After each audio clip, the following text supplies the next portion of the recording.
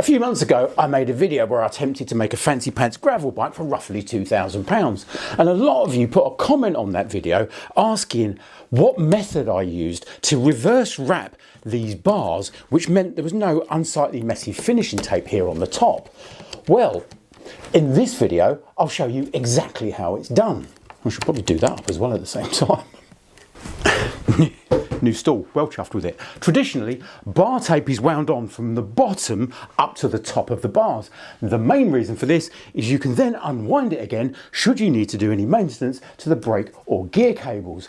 The negative of this is you end up with this crappy, unsightly finishing tape that will eventually come off and then the bar tape unwinds.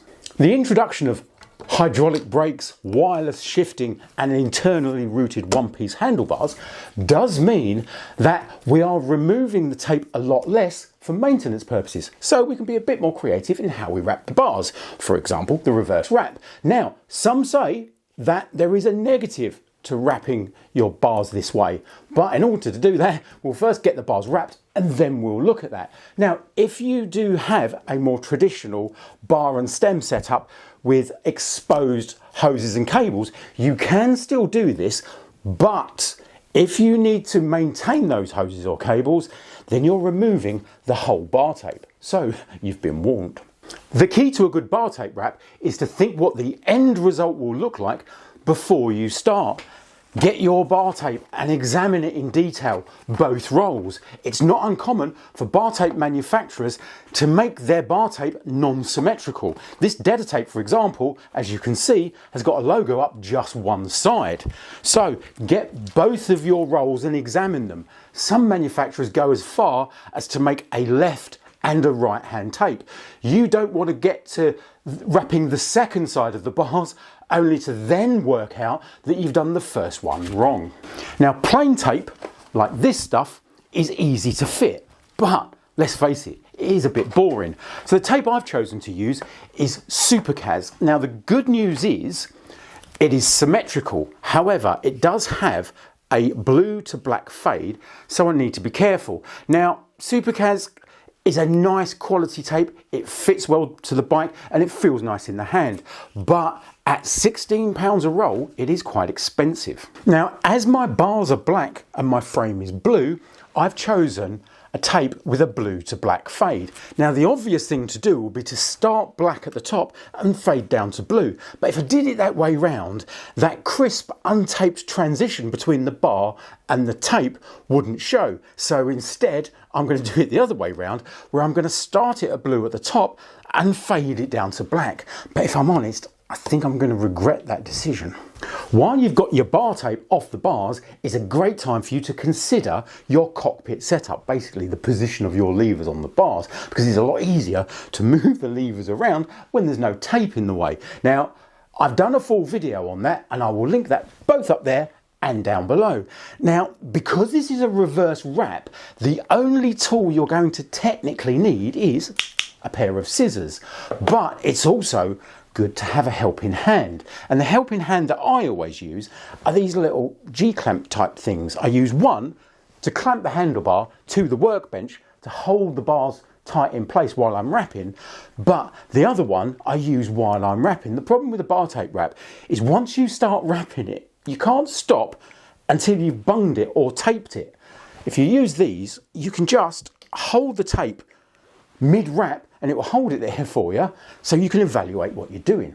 If you take no other piece of advice from this video, take this. Wrap in the direction of twist.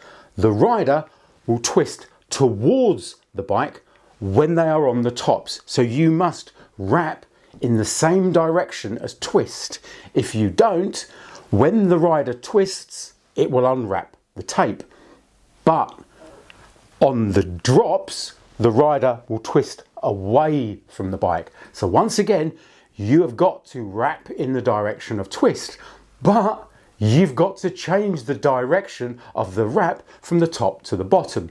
I'll explain how we do that in a minute. And one other thing, you may or may not need a small bit of tape to cover that metal strap. So cut a 1-inch bit off of the end of your tape before you start. Right, so let's wrap the bars. peel your backing off, and what you want to do is you want to start underneath the bar at the back. Now, as far as tension is concerned, common sense is your friend here. Don't pull it so tight that you're potentially damaging the tape, but at the same time, pull it tight enough so it's not going to be baggy on the bar. As I say, common sense is your friend here. Pay attention as you're wrapping. You want the adhesive backing to be against the bar itself. It's simple to reverse it back at this stage if you think you've made a mistake, but the longer it's on the bar, the less easy it's going to be to reverse the tape. Continue to wrap around the bars, keeping the pressure on. You're going to have to, as you get to a junction like a bend, you're going to have no choice but to put the adhesive part of the tape over itself. It's something you can't avoid. And then continue down until you're just ahead of the lever. As I say, at this stage, it's relatively easy to reverse the tape back and redo it. But the longer you leave it, the more the adhesive works and the less easy it is to peel it back. Okay, so I've reached the lever, but what I've done is I've used my little clamp so I can clamp the tape so I can stop and talk to the camera. So what I've done is my tape is wrapped all the way up to the lever, and I've used my bit of backing tape here, and that is on there covering the metal strap around the back of the lever. So what I now need to do is I need to continue the wrap around the lever whilst at the same time reversing the direction of the wrap. So let's do that now. Let's take the clamp off, holding our little piece of tape in place. Let's continue down. Let's go around the lever. But what I'm then going to do is I'm going to go down the side of the lever and down in front of it like that. And then I'm going to come round the back. And then what you'll find is the direction of the wrap has now changed. So if the rider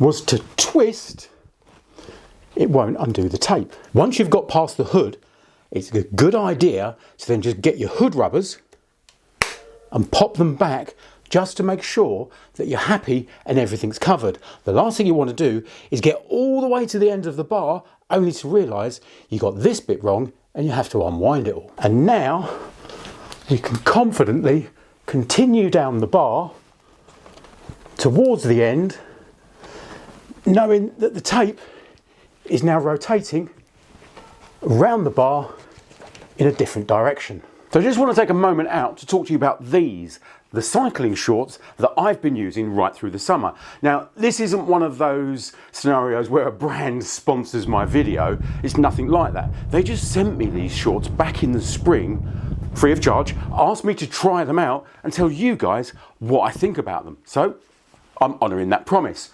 Right, so Supacaz is a small apparel only brand that's been going for roughly 15 years. So whether I've been going on a 15-mile gravel ride or a 50-mile road thrash, if they have been clean in the drawer, these are the shorts that I've grabbed. And if I'm being totally honest with you, I'm really impressed by them.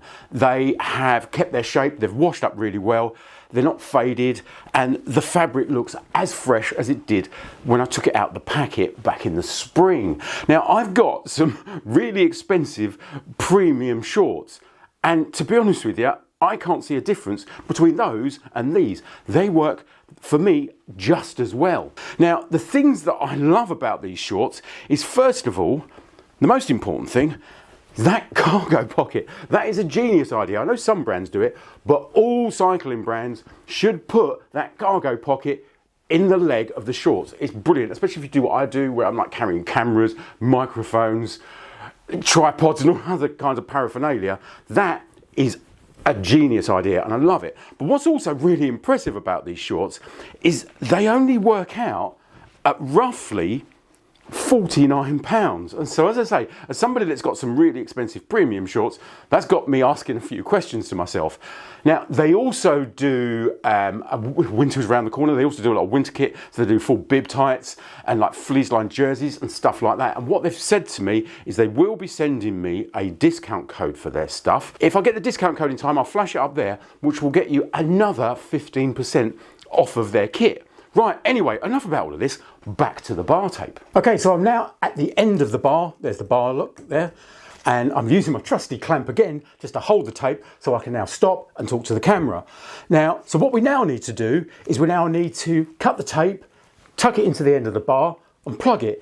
Now, with a basic bar tape, you get a plastic bung like that one, that you just bash in with like a rubber mallet or something. But this Supacaz tape, obviously because it's fancy tape, they've gone a bit further and you get these aluminium caps that you do up with an Allen key and it expands in.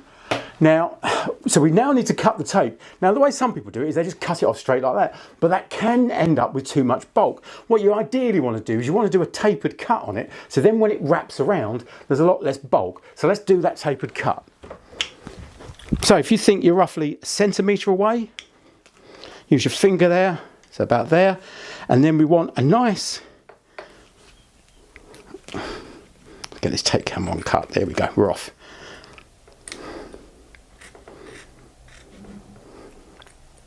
Oh, this is tough to cut.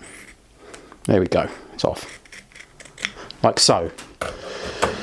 Not a perfect cut, but it's tucked in the handlebar so it doesn't actually matter. So then when it comes round, like so, it will all tuck in. So we get our bung, tuck it all in, and then grab our Allen key,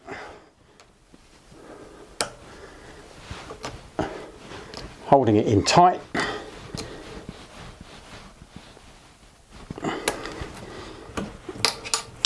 and there we go. So there you go, that's the bar tape all finished on both sides. I didn't bother filming the other side. I really didn't think it was necessary. It was just a repeat of what I've already shown you. So the only point that's left outstanding now is what I was talking about earlier, where I said that some people say that there is a negative to wrapping your bars this way. And what that is you've now got an exposed leading edge on the tape because of the direction of the wrap. And what some people say is, what you'll find is your hand coming on and off of the bars and the hoods will rub against that exposed edge and will wear the tape prematurely. Now, although I understand what they're saying, I personally have never seen that exposed edge wear prematurely because of this style of wrapping. But if you have experienced that, please stick a comment below. So there you go. And that is how you do the reverse wrap of bar tape without the finishing tape thing. Not as complicated as you thought, I bet. As I say, the one thing to take away from it, that whole twist thing, but I won't go on about it. Now, if you want to watch the video where I attempt to build that bike for just £2,000, it's that video up there. Or alternatively, if you want to know what goes on inside these magical mini pumps, it's that video down there. Thanks for watching.